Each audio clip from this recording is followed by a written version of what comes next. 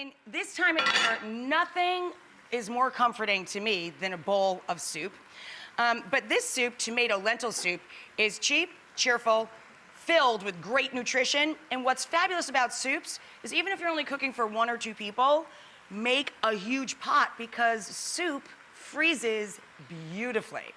So we cooked our lentils separately. In our pot, we have the fennel, onions, leeks, celery, and garlic, and our herb bundle. When that gets tender crisp, when it starts to get nice and soft, take the lid off. And then we're going to add vegetable stock if you'd like to make it vegetarian or vegan, or chicken stock if your family prefers.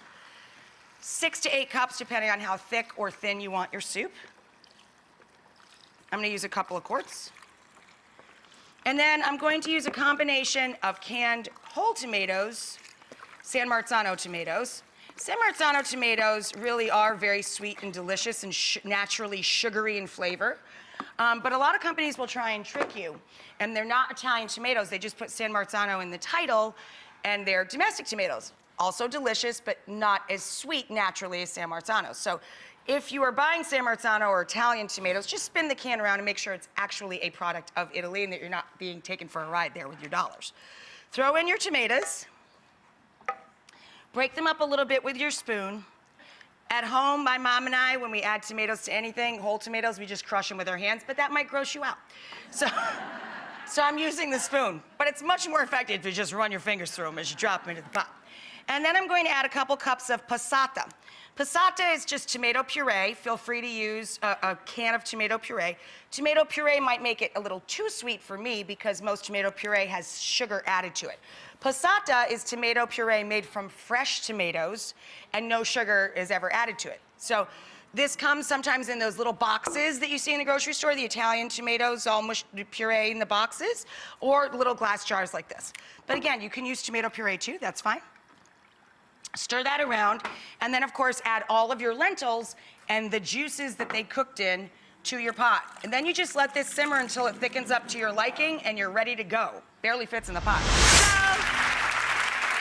my super supper is a tomato-lentil soup, and as I said, it is technically vegan or vegetarian, but in my family, we like to serve it with bread and cheese. So I'm working on the bread.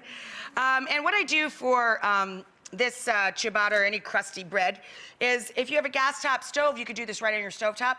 Turn the flame on high and just char the bread. This is technically bruschetta, just charred bread, that's all it means. It's come to mean in the US, tomato-topped bread, but it really isn't. This is just charred bread, and this itself is bruschetta and delicious by itself. But even better, let's use the high-quality, high-price EVOO.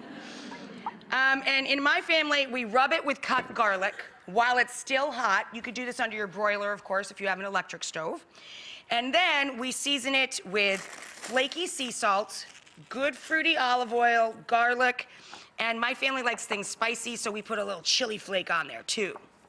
Now, this is delicious. I'm like salivating and almost drooling because this is so good. But we rip that up and we use it to wipe the bowl. It's called the scarpetta in Italian, the piece of chunk of bread that you wipe your bowls with. This is our hearty, delicious tomato-lentil soup. I know. And again, it happens to be vegan, but it's just delicious. But it's not gonna be vegan. Nope, it's not gonna be vegan anymore. Because in my family, what goes best with tomato and lentils is Parmigiano Reggiano cheese.